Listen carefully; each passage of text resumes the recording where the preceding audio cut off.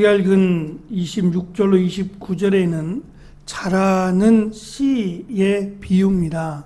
그리고 이어지는 30절부터 32절까지의 말씀은 우리가 잘 아는 겨자씨의 비유인데, 이 두 비유는 모두 하나님의 나라를 가르쳐주는, 하나님의 나라의 속성이나 하나님의 나라의 특징을 가르쳐주는 말씀이라고 밝히고 있습니다. 먼저 자라는 씨의 비유에서 이 씨는 예수님께서 시작하신 하나님 나라의 비밀에 대한 말씀입니다. 그 하나님 나라의 비밀 또는 하나님 나라에 대한 말씀을 가르쳤는데, 그 말씀이 땅에 뿌려졌고, 그리고 나서 이 하나님의 나라가 뿌려짐과 또 자라남과 결실함이 동일하게 특징으로 나타나고 있습니다. 이 비유는 하나님 나라가 어떠한지를 보여주는 데 목적이 있기 때문에 씨가 뿌려지고 그 다음에 자란 후에 마지막 추수로 들어가는 것도 하나님 나라가 그러한 과정을 겪게 된다는 겁니다. 다시 말하면 예수님께서 하나님 나라에 대한 비밀, 또 하나님 나라에 대해서 가르치고 나면 그 하나님 나라에 대한 가르침이 그냥 말씀하시는 것으로 끝나는 것이 아니라 그 말씀이 자생력을 갖고 있어서 그 말씀이 자라간다는 겁니다. 여기서 이 비유에서 농부는 사실 조금 아무것도 모르는 듯한, 어리석고 아무것도 하는 일이 없는 것처럼 비춰집니다. 그래서 이 농부가 누구지? 누구를 가리키는 거지? 라고 의아해할 수 있는데, 여기서의 농부는 씨를 뿌리는 농부는 하나님의 나라라고 설명을 해주기 때문에 여기서 강조하는 것은 농부가 아니라 하나님의 나라라는 것이고, 이 하나님의 나라는 이게 도대체 뭐지? 라고 하는, 잘 알지 못하고 또 이것이 어떠한 특정한 목적을 갖고 있는 것 같지도 않는데 자라난다는 겁니다. 그러니까 마치 씨앗을 뿌린 농부가 아침 저녁으로 자고 있고, 또 이것에 대해서 크게 관심을 갖고 있지 않는 것 같은데도 이 씨는 땅에 떨어진 씨는 자라간다는 겁니다. 자라가서 어느 정도 자라가고 난 뒤에 그것을 거둘 때, 이제 곡식이 익어서 거둘 때가 생긴다는 겁니다. 추수 때라고 하는 것은 마지막 때를 의미하는 게 아니라 곡식이 익고 곡식을 거둘 때, 예를 들면 밀이면 밀, 보리면 보리, 또 과일이면 과일, 이런 것들이 각각 거둘 때가 다른 것처럼 땅에 떨어진 하나님의 나라는 그것이 어떠한 모양이든 또는 어디에 떨어지든 반드시 자생력을 갖고 있어서 이것을 자라게 하고 또 이것을 거두는 시기가 분명히 있다라는 겁니다. 그러면 이 비유의 말씀이 강조하고자 하는 것은 하나님의 나라, 예수님께서 가르쳐 주신 이 하나님의 나라는 그것 자체로, 가르쳐 주신 말씀 자체로도 자생력이 있어서 누군가에게는, 이 말씀을 들은 모두가 아닐지라도 누군가에게는 이 말씀이 결실을 맺을 때가 온다는 거예요. 그 시기가 언제인지는 알 수 없어요. 마치 농부가 하나님의 나라에 대한 농부가 씨앗을 뿌려놓고 어리석게도 밤낮으로 자고 이것에 대해서 깜빡 잊어버려요. 씨앗을 뿌린 거에 대해서 잊어버렸다 할지라도 그 씨가 자생력을 가지고 어느 순간 보니 거둘 때가 되었네? 라고 여겨지는 것처럼 누군가에게는 이 가르쳐 주신 하나님의 나라의 말씀이 자라가서 열매를 맺을 때가, 여기서 말하는 열매라고 하는 것은 하나님 나라에 합당한 삶을 살게 될 때가 반드시 이른다는 거예요.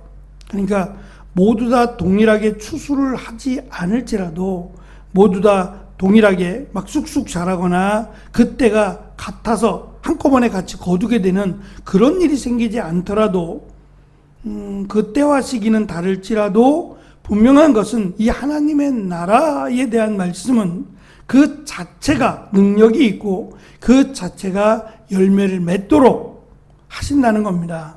그래서 어떤 사람들은 빨리 그 씨가 열매를 거두는 사람이 있는 반면 또 어떠한 사람들은 늦게 씨가 자라나서 열매를 거두게 될 때가 있다는 겁니다. 중요한 것은 이것이 뿌려졌고 이 하나님의 나라가 그 안에 뿌려졌다면 중요한 것은 자랄 것이다.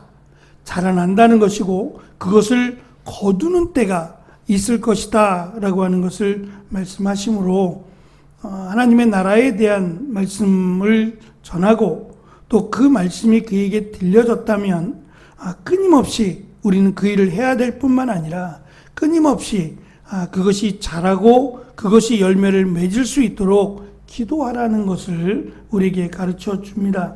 그래서 시인 하나님의 나라에 대한 말씀은 그 자체가 능력이 있고 그 자체가 자생력을 가지고 있다라고 하는 것을 강조해 주시는 내용이라고 할 수 있습니다. 그만큼 예수님께서 가르쳐 주신 하나님의 나라에 대한 비밀 또는 가르침 또는 우리가 전하는 이 복음의 비밀은 그냥 단순한 교훈이나 지식적인 정보가 아니라 그것은 하나님의 말씀이고 하나님이 우리에게 주신 하나님 나라에 대한 비밀이기 때문에 그것 자체가 곧 하나님이 함께 하시는 귀한 말씀임을 기억하고 물론 이것을 잘 전하면 또 쉽게 전하면 더 좋겠죠.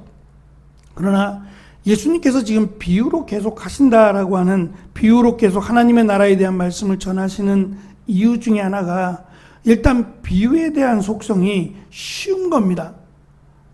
누구나 이해하기 쉬울 말씀으로 하셨다라는, 그러니까 농부라고 하는 것도 그들에게는 너무도 익숙하고 또 아주 평범한 소재입니다. 늘 눈만 뜨면 볼 수 있는 장면이 씨앗을 뿌리는 농부의 모습이기 때문에 그러한 모습이 그들에게는 이색적이지 않고 늘 아주 익숙하게 보아지는 그런 모습으로 쉽게 이해할 만한 말씀이에요. 문제는 자기들이 생각했던, 자기들이 이해하고 자기들이 생각했던 내용이 아니라 전혀 다른 누구에게나 이 하나님의 나라에 대한 비밀이 가르쳐진다는 면에서, 그러니까 남녀노소 또는 병자나 소외된 자들 뿐만 아니라 그 어떠한 사람에게도 하나님의 나라에 대한 가르침이 들어간다는 겁니다. 그들은 일단 하나님의 말씀을 가르치는 자나 또는 부자나 이런 세상에서 인정받고 존경받는 자들에게만 허락된 하나님의 은혜라고 이겨왔어요. 근데 그것이 아니라 누구에게나 하나님의 형상을 갖고 태어난 누구에게나 하나님의 나라에 대한 가르침이 있고 또 그 씨앗이 모두에게 열려있다라는 점에서 그들의 이 닫혀진 마음 또는 제한된 생각들이 오히려 하나님 나라에 대한 가르침을 막아버렸죠. 너무도 쉬운 말씀, 아이들도 이해할 수 있는 말씀이었다는 점에서 우리가 하나님의 말씀을 사실 믿음을 전제로 하지 않으면 하나님의 말씀을 이해하기는 어렵습니다.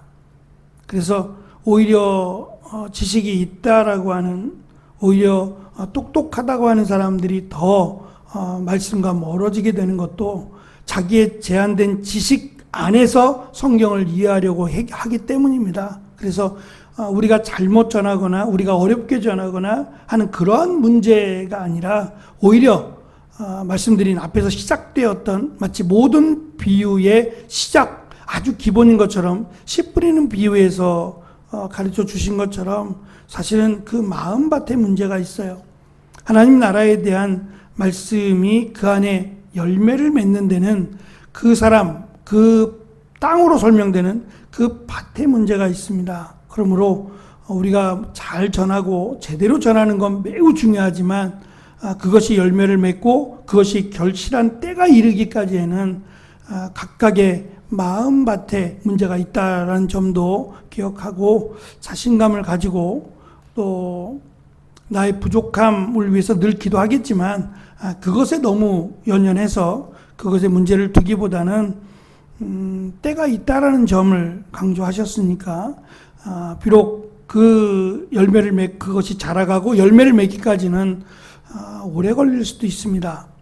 그렇지만 포기하지 말고 끝까지 그것이 잘 자라가고 열매를 맺을 수 있도록 기도하는 일, 씨앗을 뿌렸다면 포기하지 말고 지금 당장 열매를 자라감을 보지 못하고 열매를 거두지 못할지라도 포기하지 말고 끝까지 자라가고 열매를 맺도록 기도해야 된다라는 것도 우리에게 가르쳐 주고 있습니다. 하나님 나라는 하나님의 말씀입니다. 이 말씀이 우리에게 자라고 열매를 맺은 것처럼 다른 이들에게도 분명히 자라고 열매를 맺을 것임을 우리에게 가르쳐 주시는 말씀이에요. 우리는 끝까지 씨앗을 뿌리고 그것이 자라고 열매를 맺기 위해서 포기하지 않고 기도하는 귀한 은혜가 있기를 축원합니다.